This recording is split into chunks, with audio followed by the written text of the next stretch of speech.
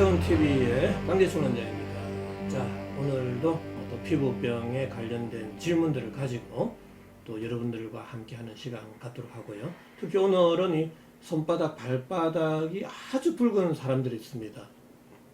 모공성 홍색 비강진이라고 그러죠. 자, 모공성 홍색 비강진에 대해서 한번 그 궁금증을 살펴보도록 하겠습니다. 자, 모공성 홍색 비강진에 관한 질문입니다. 안녕하세요. 두 딸을 가진 엄마입니다. 저는 어릴 때부터 손과 발에 피부가 벗겨지고 있는 붉은 피부예요. 피부과에선 모공성 홍색 비강진이라고 했어요. 점점 크면서 가려움증은 없어졌는데 각질이 벗겨지면서 냄새가 많이 나요. 치료할 수 있는지 궁금합니다. 자, 각질이 벗겨지고 냄새가 많이 난다. 5살 둘째 아이는 아토피가 있는 것 같아요. 병원에 가보지 않아서 정확하진 않지만 밤마다 가려워합니다. 피부병도 유전이 되나요? 홍색 비강진의 원인이 뭔지 알려주세요. 라는 질문입니다.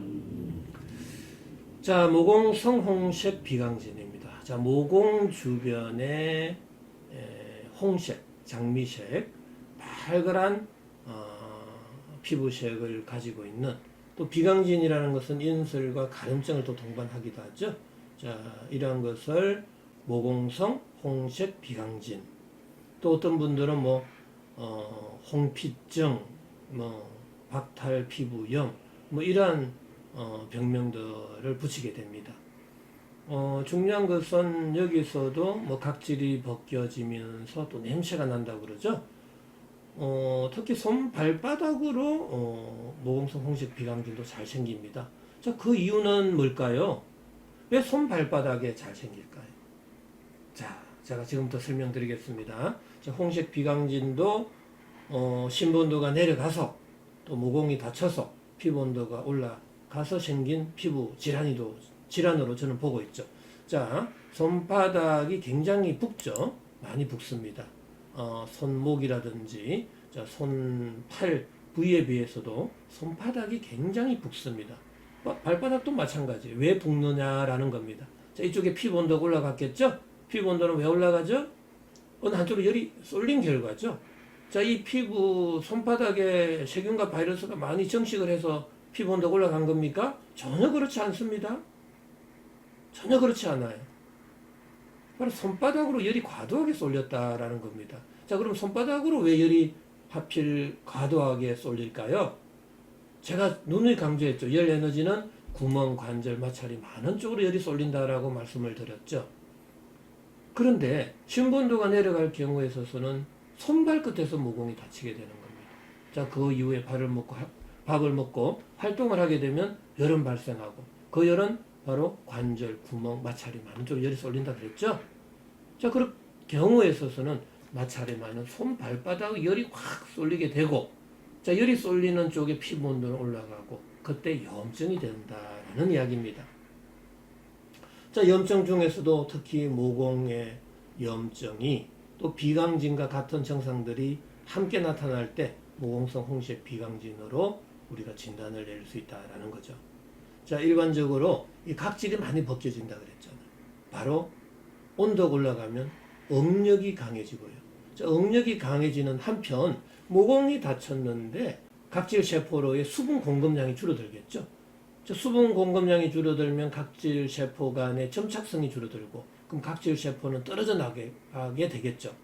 바로 그런 현상이 각질, 비듬, 인설로 나타나는 거죠. 탈락성의 증상들이 나타날 수 있다라는 거고요. 냄새가 많이 난다. 바로 손 발바닥으로 열이 과도하게 쏠리면 온도의 상승은 산화 속도가 빨라지죠.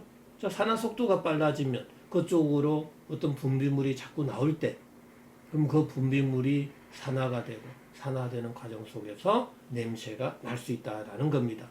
자, 증상 하나하나에 대해서 우리는 아주 유명한 수사관처럼 분석을 하셔야 됩니다. 왜 냄새가 나는지, 왜 각질이 많이 발생하는지, 왜 손바닥으로 열감이 나타나는지, 왜 손바닥이 붉은지, 이런 것까지도 하나하나 세심하게 우리가 살펴봐야 모공성 홍색 비강진에 대한 그 본질을 이해할 수 있다라는 겁니다. 그 본질을 이해하지 못하고 표피에 나타나는 증상만 이해할 경우 그 증상만 완화시켜 준다고 병이 사라지는 것은 아니죠. 그래서 저는 누누이 강조합니다. 항시 질병을 바라볼 때는 증상을 바라보지 말고 그 이면에 발생된 그 원인을 찾아야 된다라는 이야기입니다.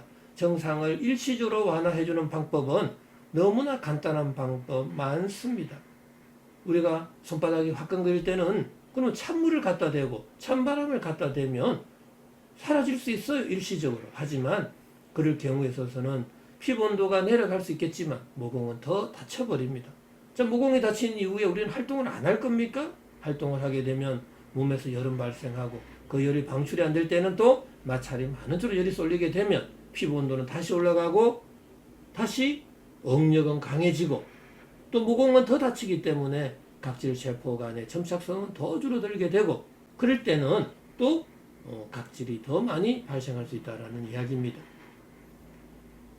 반드시 우리는 근본적인 질병의 발생 원인을 찾아서 치료를 해야 될 겁니다. 자, 홍색 비강진의 원인이 그러면 뭡니까? 라는 거죠. 신은 어렸을 때부터 생겼다라고 했잖아요. 그럼 어렸을 때부터. 그러면은 예를 들까요? 어머니의 뱃속에 있을 때부터 신부 온도가 내려갈 수는 있겠죠? 온도니까요. 그러면은 산모가 그 임신했을 때 그 집안의 환경이 어떻고 또 임신했을 때가 내가 어떤 음식을 먹었고 내가 열이 많이 난다고 찬물을 먹었는지 가공 음식을 먹었는지 또 병이 있다고 항생제나 진통제를 먹었는지 그 어떤 약물에 의해서도 신부 온도가 내려갈 수가 있단 말이죠. 자, 그리고 결혼 전에 처녀 시절에 생리통이 있다고 소염 진통제를 먹었는지 여러 가지 상황이 복합적으로 작용할 수 있거든요. 내 몸속 온도에. 자, 그러한 몸속 온도가 낮은 상태에서 결혼을 했고 임신을 했다라면 그 태아 또한 몸속 온도가 낮은 상태에서 10개월을 지내다가 태어날 수 있잖아요. 자, 그러면은 태아도 몸속 온도가 낮은 상태에서 태어났다라면 우리가 손 발바닥으로 열이 과도하게 쏠릴 수가 있다라는 겁니다. 바로 그때 홍색 비강진이 생길 수도 있다라는 거죠. 자, 그렇다면 홍색 비강진은 유전입니까? 유전이 아닙니까? 저는 유전이 아니라고 합니다. 온도는 유전이 되는 게 아닙니다. 그래서 우리가 태아에서부터 생겼다라면 태어나서 생긴 것보다는 치료가 좀 더 많이 걸리겠지만 결코 불치병은 아니다라고 말씀을 드릴 수가 있겠습니다. 홍색 비강진을 앓고 있는 분들 생각보다 많습니다.